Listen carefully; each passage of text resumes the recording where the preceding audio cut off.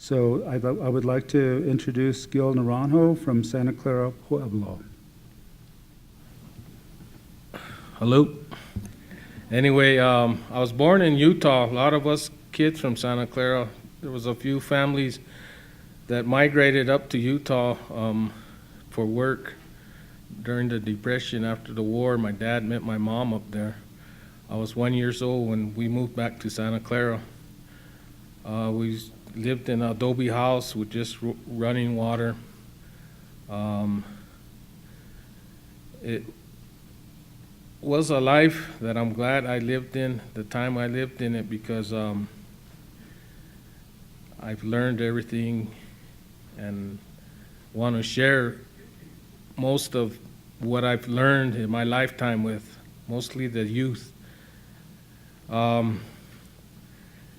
We've always planted, as I grew up, we always had gardens and we had fruit trees and all kinds of neat stuff. It didn't seem like work, it was like play, the way they introduced us to do the chores and to do all that.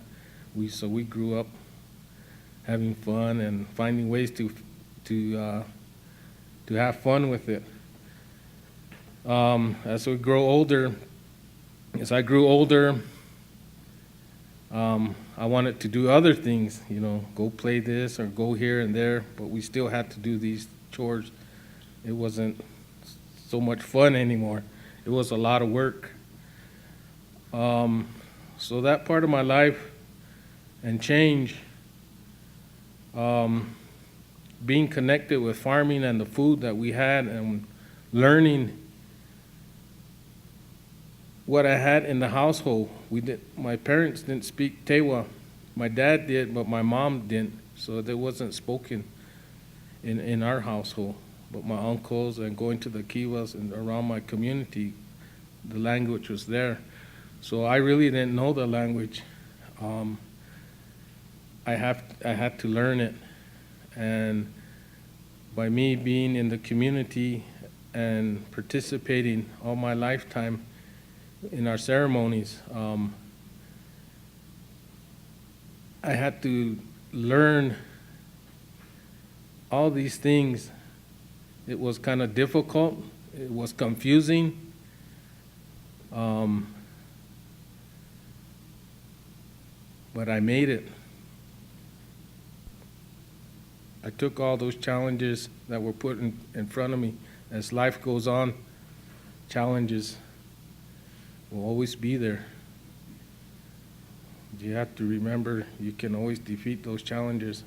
And how to find that in my life was going back to tradition, what the tradition was in my pueblo, what the culture was, what the songs were. I had to learn what the songs meant. I had to learn what the elders were talking about in Tewa. I had to listen. And so I did. And then there was that time as I grew older that I didn't want to listen anymore. So I ventured out on my own and I struggled. I thought it was a good time. I didn't want to work in the fields. I wanted to go have a good time. That was drinking and drugging and doing all the other things. After finding out that my life was being wasted doing those things, it wasn't fun anymore. I went back and remembered what was being told to me traditionally. What were they saying? What did this mean? I went back to farming. I sobered up.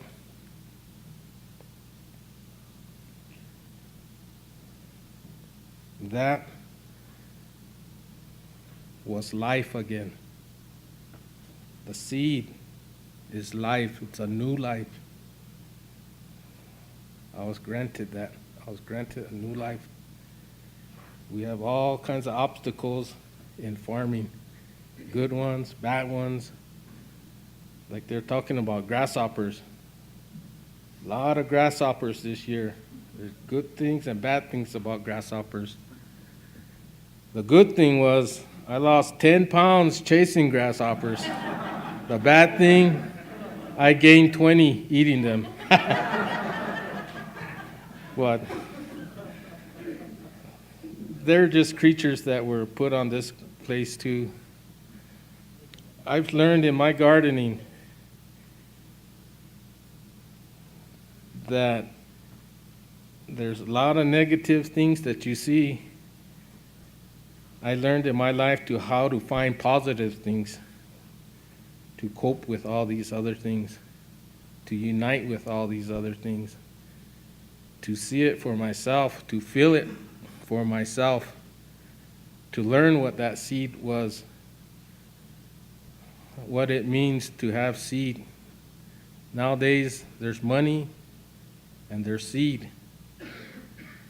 You talk about being stranded in the middle of nowhere nowadays. You had a pocket full of money and a pocket full of seeds. What's going to help you survive longer? The seed is. These were all stories that were taught to me and told to me. So I went back and remembered all these things.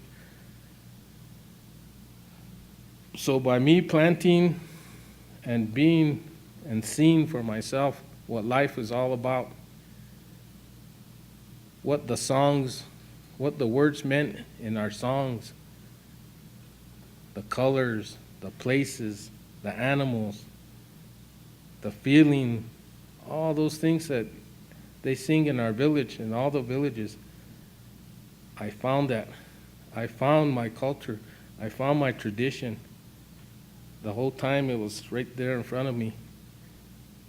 We're fortunate, a lot of us, to live where we live, because everything we need is right here.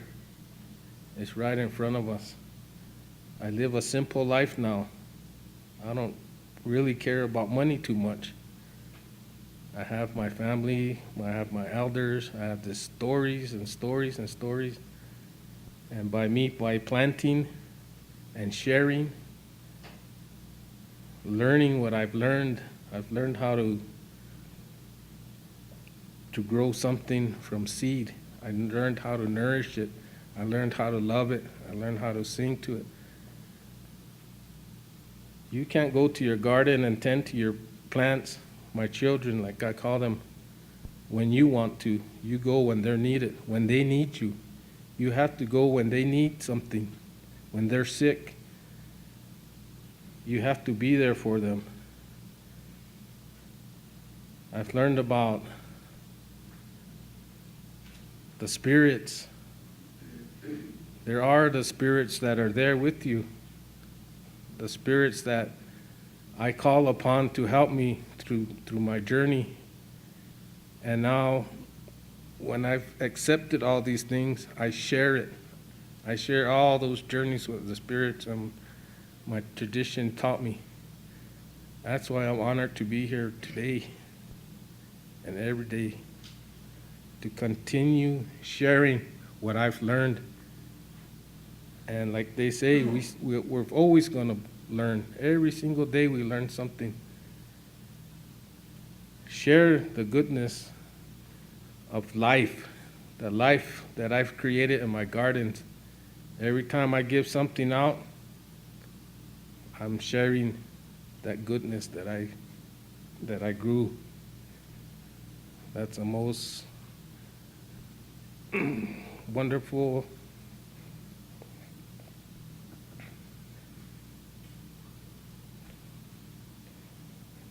feeling in my life. So listen to the traditional way of life. They were all community. It was all done together. I see the things now we're not together. There are very few of us that plant, very few of us that go to the fields. We go to the corn man to buy corn for our ceremonies. We go to the stores.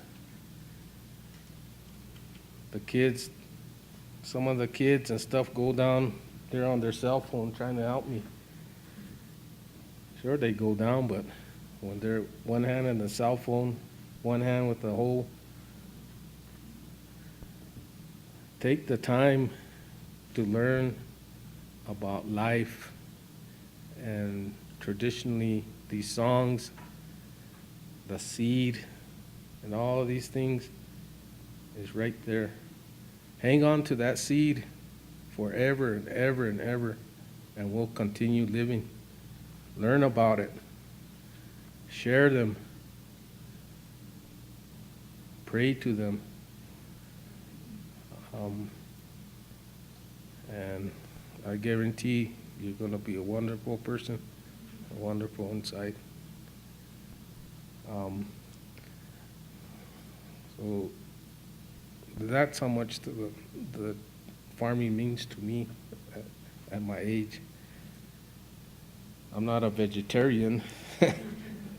I also like to hunt and fish. And I met Mrs. Tessie Naranjo when we first started the agricultural program in mid-90s, I think, in Santa Clara. She was our cultural preservationist, and we had just started our agricultural program. And she came up to me one day, and I still remember, she said, "Gilbert, I have this group of kids coming. I need something, a project for them to do." It was called the AmeriCorps program. She said, "What could we do?" I remember, and I said, "Well, let's plant community gardens. I could use a workforce. I could use some help." In our season in Santa Clara Pueblo, it's still kind of cold to plant corn for our corn dance in August. So we have to go out somewhere else to find our corn to dance with. I've known it happened before. I've heard stories of it. But because of climate change or whatever's going on, we haven't been able to plant. So that year we planted corn in mid-April or something with the AmeriCorps program. There were kids from all over different parts of the United States and a lot from around locally. So we planted some fields, and then it snowed. Snowed 2 inches. And the irrigation ditches aren't running at that time yet either. But it snowed, and when the snow melted, the corn sprouted. That was a blessing in itself. We had corn that year for all the kibos, for all our people before feast. Right now, we don't have community gardens in our pueblo. But being able to listen to these stories, listen to our ancestors' stories, or all these things is the most important part of our lives. They'll come to you soon if you find that path, you ask questions. Some of it they won't tell you because it's our sacredness. But a lot of it, the elders and other people like myself and other people will share it with you because you're united with the earth, with the wind, the sky, all the creatures that are around you. You'll never feel lonely again because you have all that's right there. So with that, it's an honor to be here and save those seeds because that's life, and that's what we need to keep is our lives. Thank you.